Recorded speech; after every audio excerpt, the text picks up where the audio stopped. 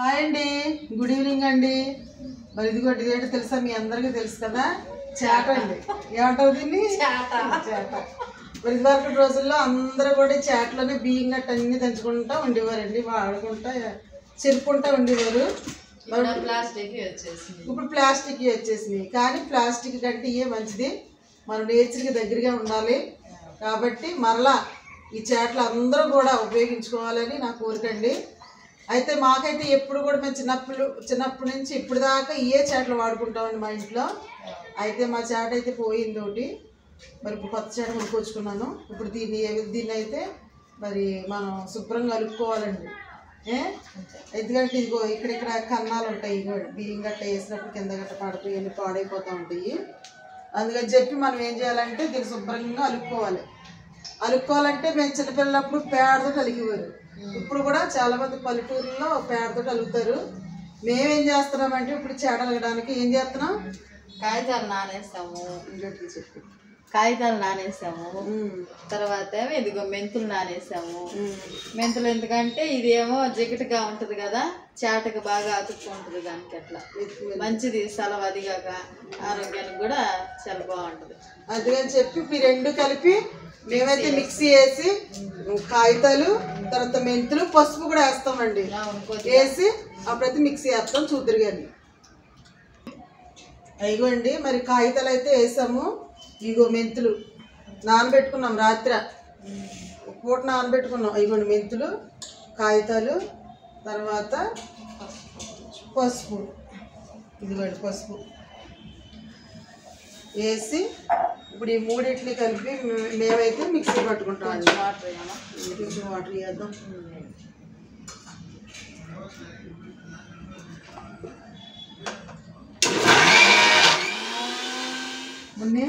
ఇప్పుడు ఏం చేద్దాం, ఇదిగో అండి ఇప్పుడైతే మేము మిక్సీ వేసుకున్నాము.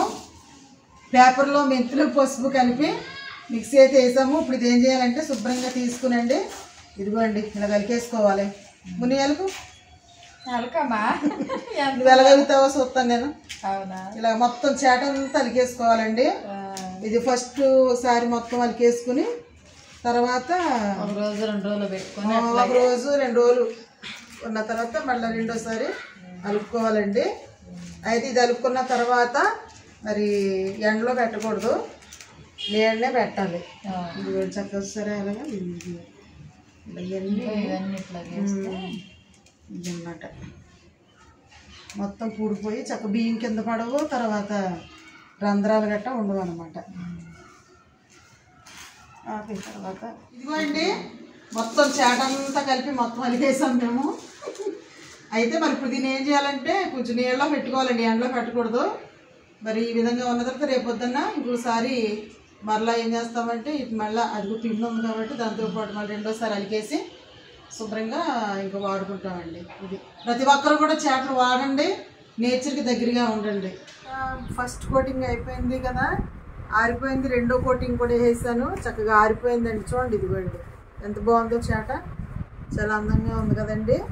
తర్వాత ఇది చేటకి చక్కగా పిండి వేసి అలిగేసిన తర్వాత ఇంకా మిగిలిందండి పిండి. ఆ మిగిలిన పిండితోటి ఇగోండి బుట్టలు అయితే వేసుకున్నాను నేను. ఓ బుట్ట అయితే చూసాను ఫస్ట్, శాంపుల్ బాగానే వచ్చింది. ఇంకా అందుకని ఇక మిగిలింది ఉంది కదా అని చెప్పేసి ఇగోండి 2 బుట్టలు వేసాను. పేపర్ బుట్టలు అండి. మేము చిన్నతనంలో ఇలాంటివన్నీ వేసేవారు మా పెద్దవాళ్ళు, చూసి నేర్చుకున్నాను. గుర్తుంటుందో లేదని చెప్పేసి వేసానండి, బాగానే వచ్చినాయి. ఇదైతే ఎండిపోయింది, ఇవన్నీ వేసుకోవచ్చు. పాతకాల పద్ధతుల్లో మరి చేట చక్కగా మేము వాడుకుంటున్నాం కదా, ఇవన్నీ బుట్టలు గట్ట. మీరు కూడా ఈ విధంగా ట్రై చేయండి. మరి ఈ వీడియో కనుక మీకు నచ్చినట్లయితే లైక్ చేయండి, షేర్ చేయండి, సబ్స్క్రైబ్ చేయండి. బాయ్ అండి.